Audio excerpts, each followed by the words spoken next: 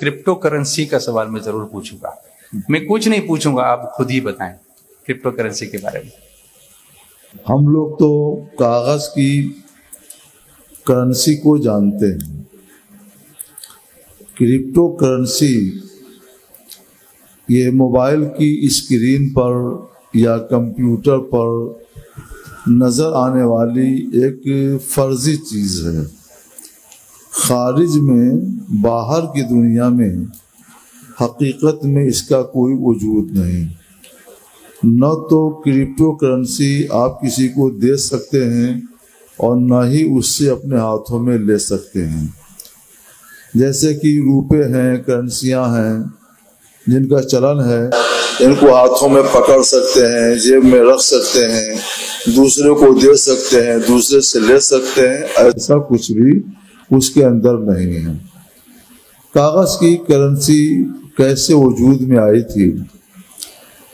پہلے چاندی کا سکہ چلتا تھا, چاندی کے روپے چلتے تھے, مگر اس میں خطرات تھے اور دقتیں تھیں.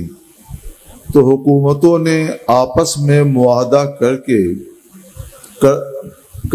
چاندی کے سکے شاہی خزانے میں, حکومت کے خزانے میں محفوظ کر لیے, اور اس کے بدلے میں اسی ریٹ اور اسی دام کا کرنسی, کاغذ کی کرنسی جاری کر دیا. اب اگر یہ کاغذ کی کرنسی کبھی بند ہو تو چونکہ اس کا نعم البدل چاندی حکومت کے ہاں موجود ہے, ریزرو بینک کے پاس محفوظ ہے, اس لیے ریزرو بینک حکومت ہم کو اس کا بدل دیتی ہے, اور بدلنے کے لیے 2 مہینہ 4 مہینہ 6 مہینے کا وہ ٹائم بھی دیتی ہے. تو اس میں کوئی نقصان اور کوئی خسارہ نہیں ہوتا. مگر کرپٹو کرنسی کے لیے اگر کرپٹو کرنسی کا آپ جائزہ لیں تو اس کے بدلے میں حکومت کے خزانے میں, بلکہ کسی بھی انسان کے خزانے میں, اس کے بدلے میں نہ چاندی ہے, نہ سونا ہے, نہ موتی ہے, اور نہ ہی کوئی حقیقی کرنسی ہے, کچھ بھی نہیں ہے. وہ ہے کہاں؟ دماغوں کے اندر ہے, کمپیوٹر کی اسکرین پر ہے, موبائل کی اسکرین پر ہے. اس کو دیکھ کر آپ اپنے دل کی تسلی کر سکتے ہیں, باقی حقیقت میں اسے اپنے ہاتھ میں نہیں لے سکتے. تو یہ ایک بہت بڑی بات ہوئی. دوسری بات یہ ہے کہ کاغذ کی کرنسی جب جاری ہوئی تھی تو حکومتوں نے ذمہ لیا تھا, ضمانت لی تھی.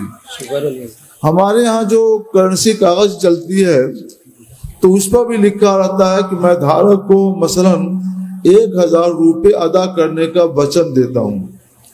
حکومت نے ضمانت لی ہے اس کی, اور کرپٹو کرنسی کے لیے حکومتوں نے کوئی ضمانت نہیں لی ہے.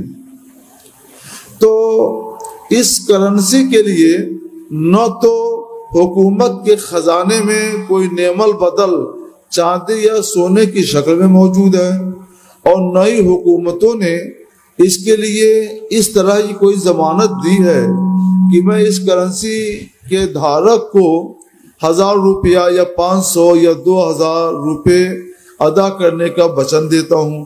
ایسا کوئی وچن بھی نہیں ہے.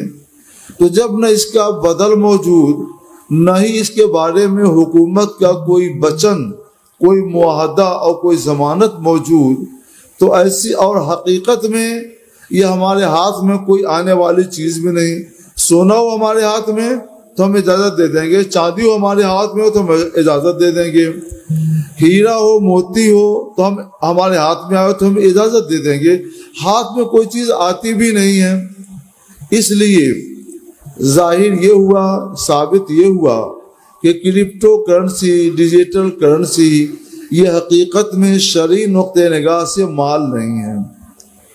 اور جب یہ مال نہیں ہے تو اسے خریدنا, اسے بیچنا, اسے لینا, اسے دینا, یہ جائز و درست نہیں ہے. اس میں ایک بہت بڑا خطرہ بھی ہو جاتا ہے کہ اگر کبھی سرور نے وعدہ خلافی کر دی اور افلاس کا اعلان کر دیا کہ میں خراب ہو گیا ہوں، تو اس کے ساتھ ہی آپ کے موبائل سے، کمپیوٹر کی اسکرین سے وہ غائب بھی ہو جائے گا۔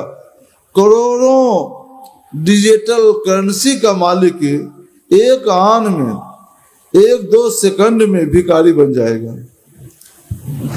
تو میں بھکاری بننے کے لیے کسی بھی شخص کو اجازت نہیں دیتا۔ اس میں غرر اور دھوکہ ہے، غرر سے اسلام نے منع کیا ہے۔ رسول اللہ صلی اللہ علیہ وسلم فرماتے ہیں لا ضرر ولا ضرار، اسلام میں یہ فرمان ہے کہ نہ ضرر دو نہ ضرر لو، تو اس میں ضرر دینا بھی ہے اور ضرر لینا بھی ہے۔ اس لیے کرپٹو کرنسی نام کی کرنسی ہے، حقیقت میں نہ یہ کرنسی ہے، نہ ہی شاہی خزانے میں، حکومت کے خزانے میں اس کا بدل موجود ہے، نہ ہی ہماری حکومت نے اس کے لیے وچن دیا ہے، ضمانت لی ہے، عہد کیا ہے۔ اس وجہ سے نہ یہ مال ہے، نہ اسے لینا دینا جائز، نہ اس سے خرید و فروخت درست۔ اگر کبھی ہماری حکومت وہی وچن کرپٹو کرنسی کے بارے میں دے دے جو وچن اس نے کاغذ کے نوٹ کے بارے میں دیا ہے، تو ایسی صورت میں ہم بھی وہی کہیں گے جو کاغذ کے نوٹ کے بارے میں کہتے ہیں۔ جی حضور، ابھی ایسی خبریں آ رہی ہیں کہ گورنمنٹ آف انڈیا اپنی طرف سے ایسی کرنسی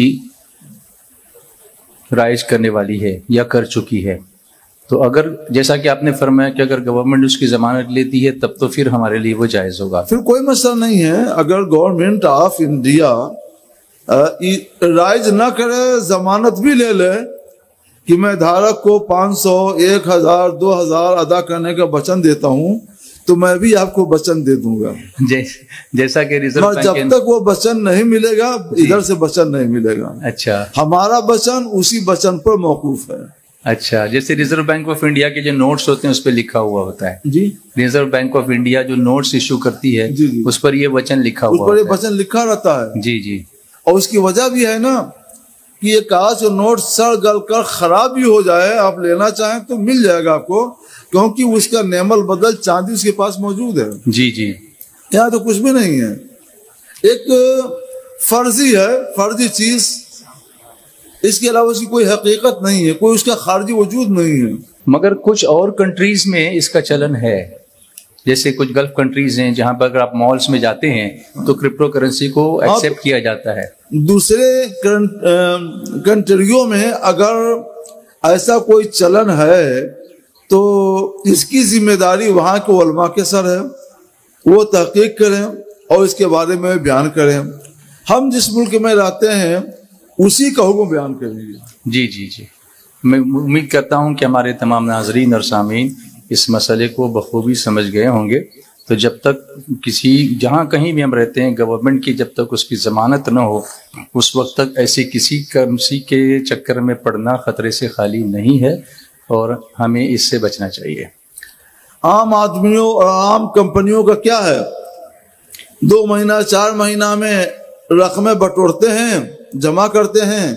جب کروڑوں کی مالیت ہوتی ہے اور لوگ صبح کو اٹھتے ہیں تو معلوم ہوتا ہے کہ آفس خالی ہے، چند کرسیاں ہیں، جی، اور وہ روپے کیا ہوئے، وہ آدمی بٹورنے والے کیا ہوئے، لاپتہ ہو جاتے ہیں۔ جی جی، ایسا ہوا تو ایسے لوگوں کے چکر میں، ایسی کمپنیوں کے چکر میں نہیں پڑنا چاہیے۔ حکومت پر بھروسہ کیجیے، حکومت جو کہے اس کو مانیے۔ بالکل، بینک کرپٹ ہو جاتے ہیں لوگ، بالکل ایک آن کی آن میں۔